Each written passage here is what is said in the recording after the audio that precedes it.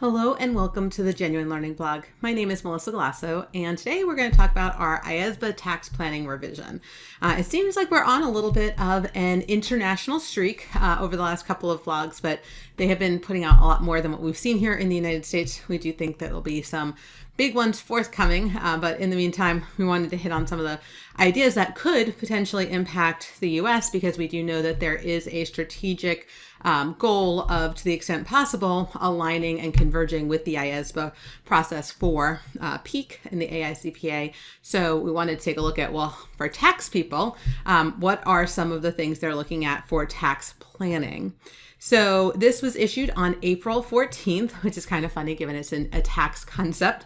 But again, that's our US deadline, April 15th. But this was issued on April 14th, and it is a movement towards a more principles-based approach. Currently, it's a very mechanical, very legalistic approach around looking at the tax world. And so they're going to switch it over to a more principles-based approach. And again, it's around this more scrutiny that we're seeing around tax avoidance strategies. And so there are two sections in here. Section 280, which is tax planning activities, which are for professional accountants in business. So similar to how the AICPA code differentiates between members in public practice and members in business and industry, we'll see the same thing here for IESBA. So this one is for those who would be in business and industry, and it tells us that tax planning activities might create a self-interest, self-review, advocacy, or intimidation threat. And again, the threats and safeguards are a little bit different between the international standards and the US standards.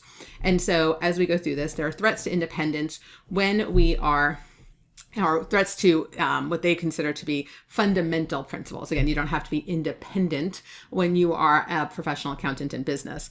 Now, this is not tax evasion, because tax evasion is illegal, but tax planning, which is a lot around tax mitigation, trying to reduce somebody's taxable income.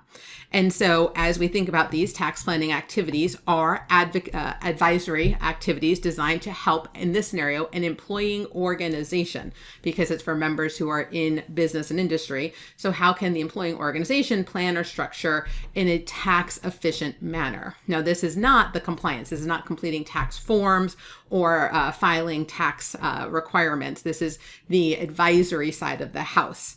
And so a professional accountant shall recommend or otherwise advise on a tax planning arrangement for an employing organization only if they believe that there is a credible basis in law and regulation for the arrangement, right? So that you're not pushing boundaries, but there's a credible basis for it. And obviously this is a matter of professional judgment. So you have to consider reputational, commercial, and wider economic consequences that could arise with respect to this. Now, you need to explain to management and, if necessary, those charged with governance, the basis on your recommendation when you're going through this. Well, no surprise, Section 380 is tax planning services for public practice. And again, we see that self-interest, self-review, advocacy, and intimidation threat here. Again, not addressing tax evasion, but these are advisory services for a client. And that could be an individual trying to help someone reduce their individual taxes, or it could be an entity, an S Corp, an LLC, in planning and structuring its affairs in a tax efficient manner. And there's lots of CPA firms who, in addition to sort of their compliance considerations, provide these sort of advisory services.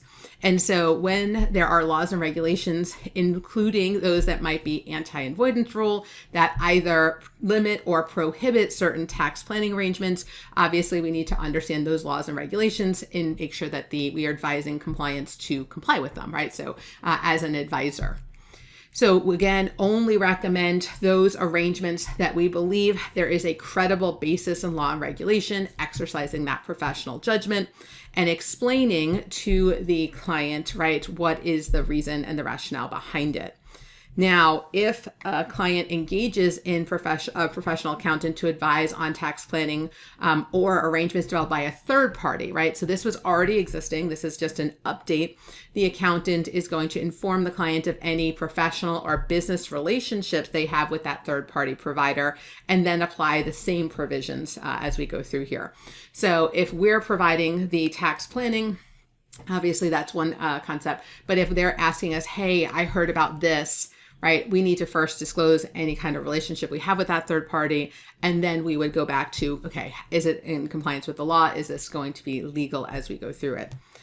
They also made minor edits to Section 321 for second opinions as we go through.